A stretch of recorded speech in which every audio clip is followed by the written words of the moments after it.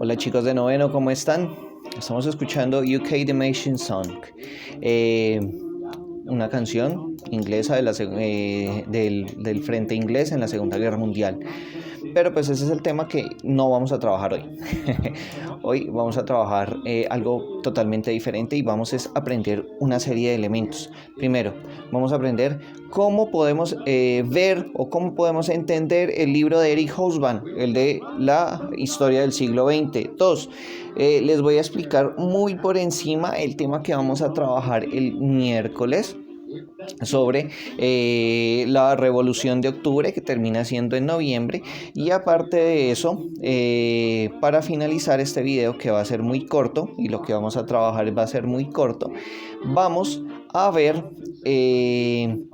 las características que dieron origen a un elemento muy interesante de la historia, que es la Segunda Guerra Mundial, pero va a ser mucho más adelante.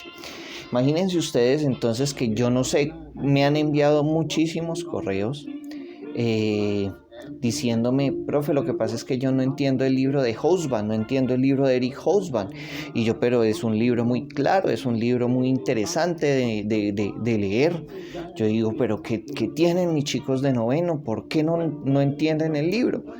Y entonces ellos me comentan, lo que pasa es que en ese primer capítulo de la guerra total, hablan mucho sobre la Segunda Guerra Mundial y yo no entiendo por qué hablan tanto de la Segunda Guerra Mundial. Entonces, pues imagínense que sí, efectivamente, hablan muchísimo de la Segunda Guerra Mundial y pues eso está muy claro. Imagínense que el autor de este libro, Eric Hobsbawm, es inglés.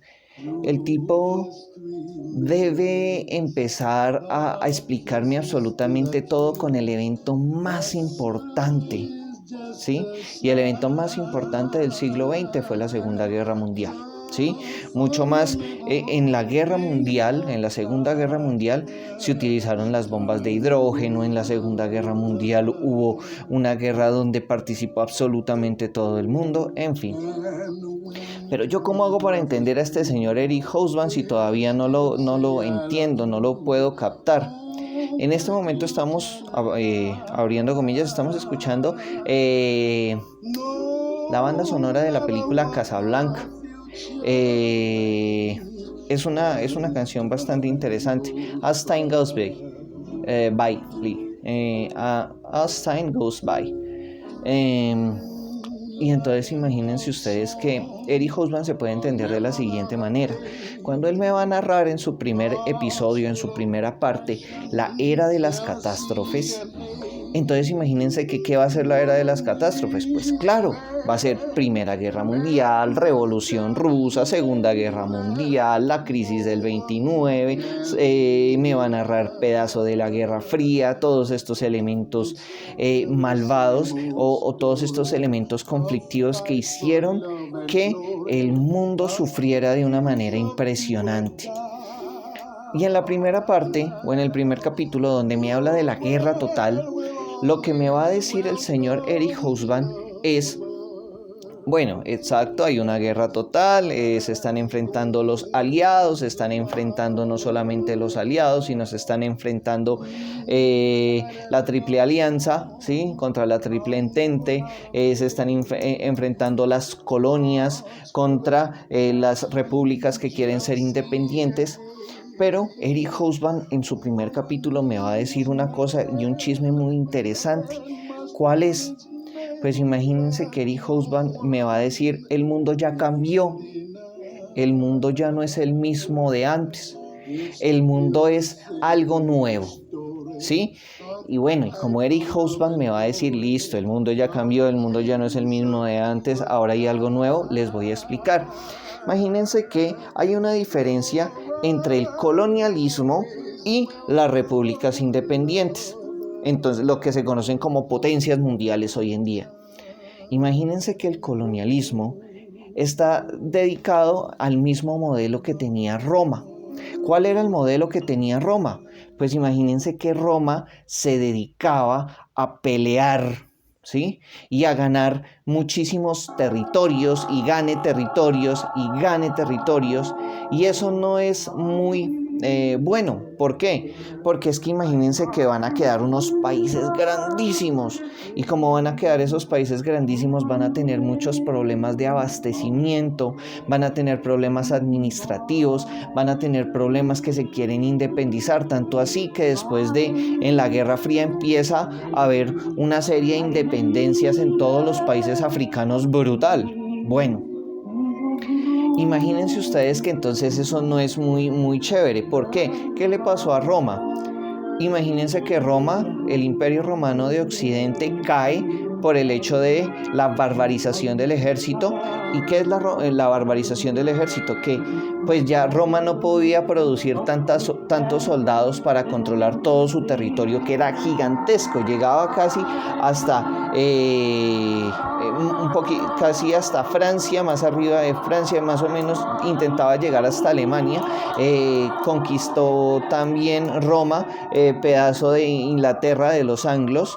Claro que en Francia los galos se le estaban poniendo bravos, ¿no? Pero bueno, eso es historia antigua, o sea, de la Edad Media, pero eso es historia que nosotros no vamos a trabajar acá. Entonces imagínense que las colonias es algo supremamente monótono de mantener, muy complicado, muy difícil. Entonces, ¿cuál es la idea? Imagínense que las colonias en su momento fue lo Inc. Quiere ser potencia mundial, entonces empieza a colonizar. Ese era el lema de ese tiempo. Pero ahora va a haber una diferencia muy grande, muy abismal. ¿Y cuál es? La diferencia va a ser la siguiente, que ahora las grandes potencias no van a empezar a consumir tantos territorios porque no les interesa, ¿no? No son necesarios. Entonces lo que van a hacer las grandes potencias es decirle, venga, hágame un favor, ¿por qué no se une a mi causa? ¿Sí? Si quiere, hagamos comercio, que eso es lo que verdaderamente le importa a la gran potencia. No le importa tener grandes territorios, sino comerciar y volver un pedacito pequeñito muy rico, ¿sí? Y por eso es que empiezan a hacer todos estos negocios y por eso es que África empieza a rezagarse tanto. ¿Listo? Entonces lo que nos va a hacer el señor Eric Hobsbawm es podernos explicar todos esos elementos de la diferencia entre las colonias y las repúblicas democráticas, que posteriormente se iba a volver una locura porque lo que es Alemania dijo, no, pues qué genial, gracias. Ya ustedes colonizaron todo lo que quisieron, ahora yo no puedo tener colonias. No, de malas. Yo quiero tener colonias y me voy a expandir de una manera brutal. Gústele a quien le guste, quiera a quien quiera. Pero Alemania, recuerden que no podía hacer una guerra. Entonces, ¿qué es lo primero que hizo Alemania? Alemania lo que dijo es, imagínense que mataron a mi parcero el archiduque. Me voy a unir a la Primera Guerra Mundial con las consecuencias tan desfavorables que tuvo eso, ¿no? Porque si ustedes se ponen a pensar, la Primera Guerra Mundial dejó muchísimos muertos y fueron muertos inútiles. Es más, es considerada la guerra inútil por eso. Otros elementos que son importantes de resaltar en la Primera Guerra Mundial es que el gas de cloro fue tan perjudicial y tan malo que la ONU dijo no, ya ese gas de cloro ya no podemos seguirlo usando, y la ONU, dentro del derecho internacional humanitario, dijo, ¿saben qué? Se prohíbe usar el gas de cloro en las guerras. Y pues obviamente hay muchos elementos y hay muchos como factores. Pero la verdad, ese es uno de los logros más importantes. Hay que tener en cuenta otra cosa, y es muy importante. Antes los países se podían dar en la cara sin control, con ganas, mejor dicho, si querían, se podían declarar la guerra. Ahorita tienen que pasar por una entidad que se llama la ONU. Recuerden, la Organización de las Naciones Unidas. Pero imagínense ustedes que en ese tiempo no existía la ONU.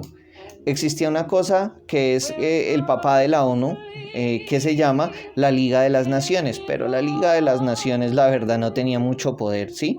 Tanto así que dejaron de hacer lo que Hitler quería. Y pues de una u otra manera, pues resultó en una mala pasada.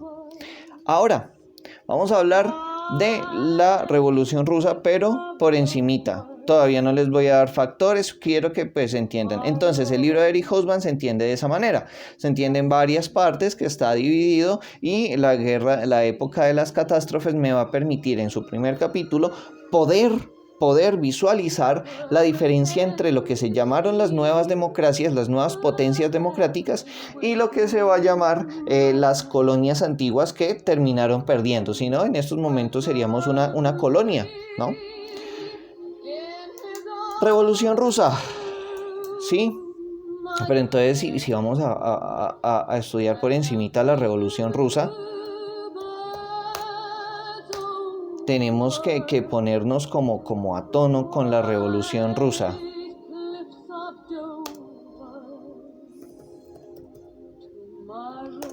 Entonces vamos a escuchar esta canción que se llama Natalie. Listo.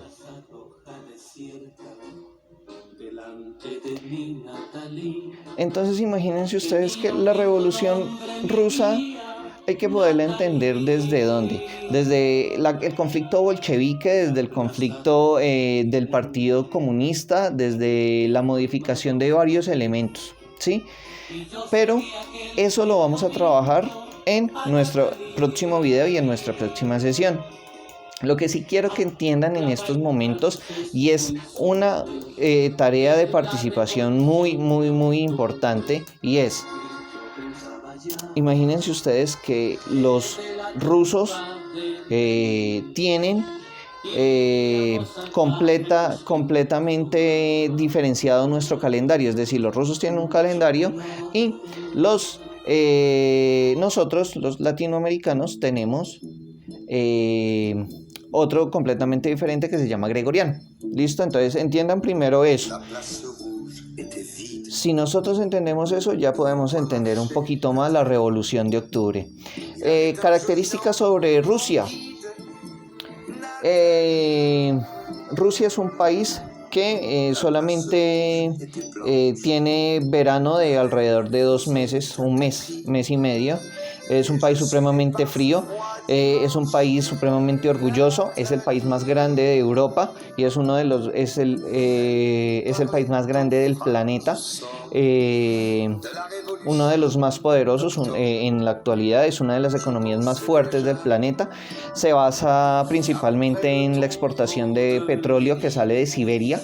Aparte de eso, pues lo dirige Vladimir Putin. Ya lleva para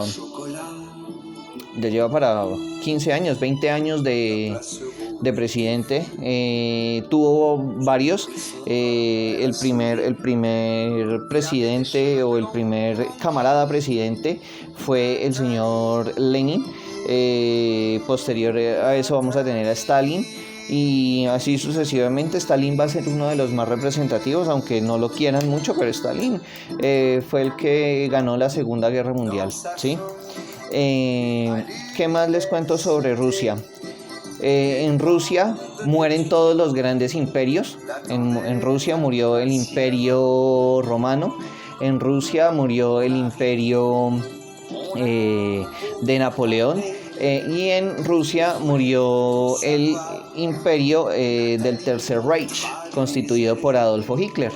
Todos no pasaron de Siberia, porque pues en Siberia hace bastante frío.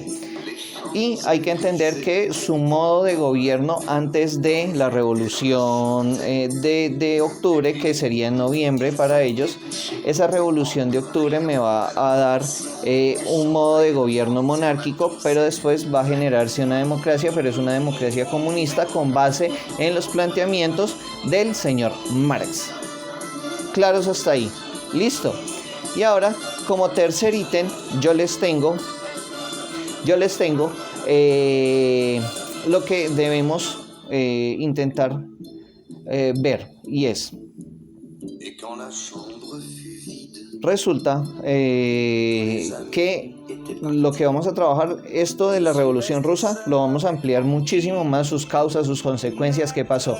Pero sí es bueno que entendamos algo, y es, se acaba o empieza más bien la Revolución Rusa, y con el inicio de la Revolución Rusa vamos a encontrar algo muy interesante, y es que Rusia se separa de la Primera Guerra Mundial. Dice, no, los comunistas dijeron, no, yo no voy a combatir en esta revolución, y por el contrario lo que va a hacer es retirarse, y hace que pierde la guerra Alemania también por ese ítem, ¿no? Listo, entonces ya sabemos cómo entender el libro, ya sabemos por encimita qué fue la Revolución Rusa y qué es lo que vamos a trabajar. Y por último, entonces vamos a ir haciendo ciertas aclaraciones con base de la clase que mañana en nuestro live trabajaremos. Entonces, para que tengamos todos un buen acuerdo, ¿les parece? Chicos, espero que estén muy bien. Cuídense mucho y nos vemos mañana en el live, señores estudiantes de noveno. Entonces, lo único que es para mañana es poder leer el primer capítulo sobre la guerra total. Muchas gracias, chicos, que estén muy bien.